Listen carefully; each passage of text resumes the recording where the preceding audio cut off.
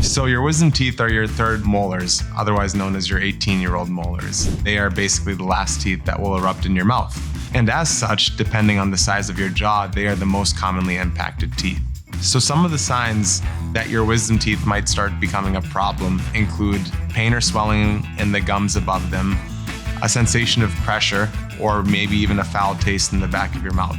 So why should you not delay the removal of your wisdom teeth? Wisdom teeth are in a very difficult area to clean, and as such, they can cause problems with the teeth in front of them, especially if you're unable to floss back there. Another reason to remove them earlier rather than later is depending on the level of impaction, they can cause a significant amount of pressure on the teeth in front, cause crowding.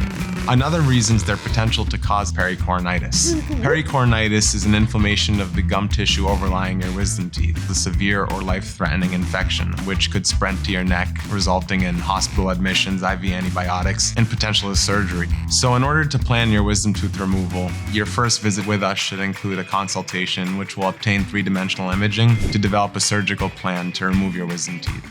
A lot of people are concerned about pain during the surgery. There is no need to worry. We want you to feel at ease knowing that we offer sedation for this stressful procedure, throughout which you will feel very comfortable. You will be in great hands. The most important point we want to get across is not to delay the removal of your wisdom teeth.